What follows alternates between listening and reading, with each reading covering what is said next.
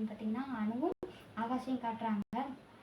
அப்போ உடனே அனு சொல்கிறாங்க ஆகாஷ் கிட்ட, ஆகாஷ் அபிக்கு வந்து இந்த கல்யாணத்தில் இஷ்டம் இல்லைல்ல, அவள் வந்து அவங்களுக்குள்ள 2 பேருக்குள்ளேயும் ஒத்து போகாதுன்னு நினைக்கிறேன். அதனால தான் அவங்க வந்து இப்படி ராகவ் வந்து இந்த மாதிரி பேசுகிறாரு. உங்கள் எல்லார்கிட்டையும் அன்பாக தானே பேசுகிறாரு ராகவ், ஏன் அபிகிட்ட மட்டும் எதுக்காக இவ்வளோ வந்து ஹார்டாக நடந்துக்கணும், அவளை ஏன் இவ்வளோ கஷ்டப்படுத்தணும்? அஞ்சலி அக்காவுக்கு வந்து அபி சாப்பாடு தானே ஊட்டிக்கிட்டு இருந்தா, அதுக்காக எதுக்காக இந்த மாதிரிலாம் பண்ணணும் அப்படின்னு சொல்லி உடனே கேட்குறாங்க. அதுக்கு உடனே சொல்கிறாங்க, ஆகாஷ் சொல்கிறாங்க, இல்லை அஞ்சலி சாரி இல்லை அனு, நீ தப்பாக புரிச்சிட்ருக்க.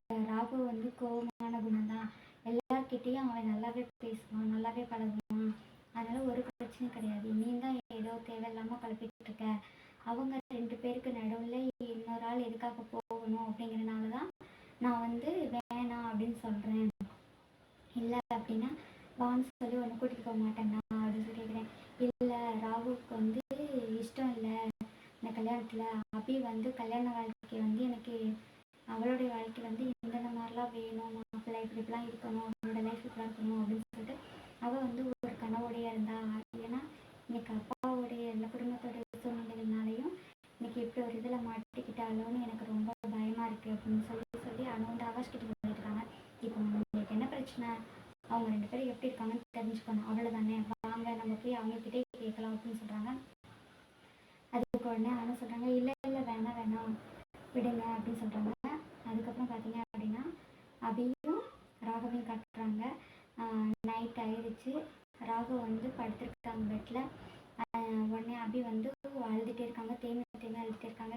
எதுக்காக இப்போ இப்படி அழுதுகிட்டே இருக்க அப்படின்னு உடனே சொல்லி கேட்குறாங்க. உங்களுக்கு என்ன பிரச்சனை, என்னைய மனசாட்சி இல்லாமல் எப்படிலாம் சொல்லிட்டு இவ பாரு, நீங்கள் தூங்குறத பாருங்க, இப்போ தான் எப்படி தூங்கிட்டு இருக்கீங்க அப்படின்னு உடனே சொல்லி கேட்குறாங்க.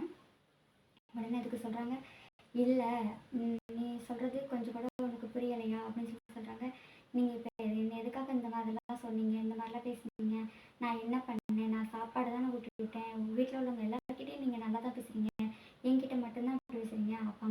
அங்கே என்னடானா அப்பா கிட்ட அப்பா உயிரை காப்பாற்றுனீங்க, அப்பாவை வந்து ரொம்ப நல்லா பார்த்துக்கிட்டீங்க, ஆனால் இங்கே வந்தால் நீங்கள் ரொம்ப கோவமாக பேசுகிறீங்க, கோவமாக இது பண்ணுறீங்க, உங்களை வந்து எங்களால் புரிஞ்சிக்கவே முடியல அப்படின்னு சொல்லி ஒன்று சொல்லிட்டு இருக்காங்க. அதுக்கு உடனே சொல்கிறாங்க, தேவையில்லாமல் எதாவது யோசிக்காத, முதல்ல லைட்டாக ஆஃப் பண்ணு அப்படின்னு சொல்கிறாங்க. இப்போ நீங்கள் எனக்கு வந்து முடிவு தெரிஞ்சே ஆகணும், நீங்கள் சொல்லுவீங்களா மாட்டிங்களா அப்படின்னு சொல்லிட்டு உடனே கோவமாக அப்படி கேட்டுட்டு இருக்காங்க. அதுக்கு ராகு வந்து முடியவே முடியாது சொல்லியிருக்காங்க.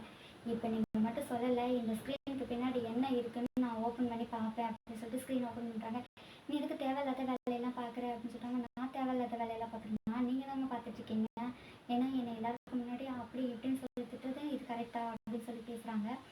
அப்போ உடனே கேட்குறாங்க, சரி ஓகே, நீ வந்து ஏன் பண்ணீங்கன்னு காரணம் சொல்லுங்கள், இந்த கல்யாணத்தில் எனக்கு இஷ்டம் இல்லை அப்படின்னு சொல்கிறாங்க. கல்யாணத்தில் இஷ்டம் இல்லைன்னா எதுக்காக நீங்கள் என்னை கல்யாணம் பண்ணிக்கணும், நீங்கள் அங்கேயே சொல்ல வேண்டியது தானே அப்படின்னு சொல்லி சொல்கிறாங்க. அதுக்கும் நான் தான் 8 மாதத்தில் போயிடுவேண்ணே, அப்புறம் என்னங்க உங்களுக்கு பிரச்சனை, நான் எல்லாருக்கிட்டே சிரித்து பேசி பழகிறவங்களுக்கு, நீ போகும்போது உன்னை நினச்சிட்டு இங்கே யாருமே ஃபீல் பண்ணக்கூடாது அதான் அப்படின்னு சொல்கிறாங்க. ஆனால் உங்களை மாதிரி ஒரு மனுஷனை நான் பார்த்ததே இல்லை அப்படின்னு சொல்லிட்டு உடனே அபி வந்து அழுகுறாங்க. அதுக்கு உடனே என்ன ஆகுது அப்படின்னா, இப்போவே நான் அப்பாவை பார்க்கணும், என்னை கூட்டிகிட்டு போகிறீங்களா அப்படிங்கிறாங்க.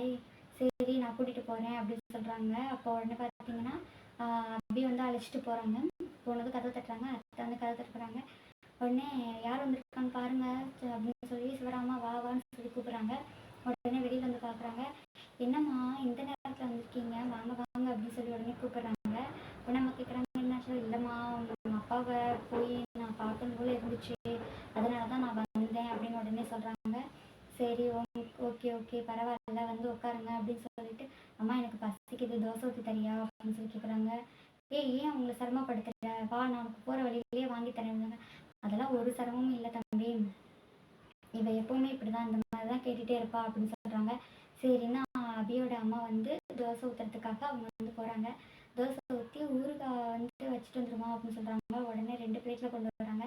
ஒன்று அபிகிட்ட கொடுக்குறாங்க, இன்னொன்று மாப்பிள்ளைகிட்ட கொடுக்குறாங்க. அவர் வேணான்னு சொல்லிடுறாங்க. உடனே இவங்க சாப்பிட்டுட்டே இருக்காங்க. அப்படி சாப்பிட்டுட்டு இருக்காங்க. ஒரு வாய் எடுத்து ராகுவுக்கு ஊட்டி விடுறாங்க. அப்புறம் உடனே சாப்பிட்டு முடிச்சது கை கழுவிட்டு, இல்லைப்பா உங்களை பார்க்கணும் போல இருந்துச்சு, அதனால தான் நான் கிளம்பி கிளம்பி வந்துட்டேன். இங்கே என்ன ஒரு நல்ல மாப்பிள்ளை உனக்கு அமைச்சிருக்காருமா அப்படின்னு சொல்லி அவங்க அத்தை எல்லாரும் பேசிகிட்டு இருக்காங்க.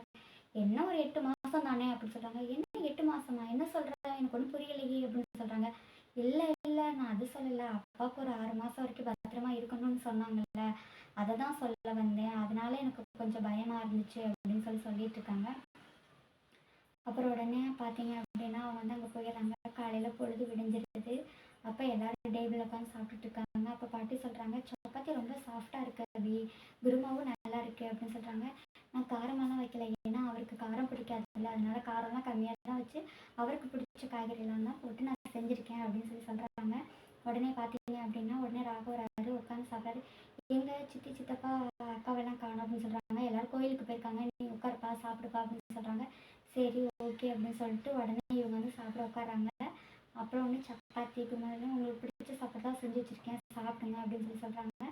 உடனே அதுக்கு பாட்டி கேட்குறாங்க, ஏன்ப்பா நைட்டு ஏதோ எங்கேயும் வெளியில் போனீங்களாம்ல, நைட்டு அந்த டைமில் எங்கே போனீங்க, செக்யூரிட்டி சொன்னார் அப்படின்னு சொல்கிறாங்க. இல்லை, இந்த மாதிரி அபி வந்து அவங்க அப்பா பார்க்கணும்னு சொன்னாங்க, அதனால தான் நான் கூட்டிகிட்டு போனேன் அப்படின்னு சொல்கிறாங்க. பரவாயில்ல, இந்த மாதிரி தான் இருக்கணும், ஒருத்தவங்க புரிஞ்சு நடந்துக்கணும் அப்படின்னு சொல்கிறாங்க. அபி உடனே ராகவை பார்க்குறாங்க. இதுக்கான எபிசோடு வந்து இன்னையோட முடியுது. இதுக்கான நாளைக்கான எபிசோடு நாளைக்கு பார்க்கலாம் ஃப்ரெண்ட்ஸ். பாய்.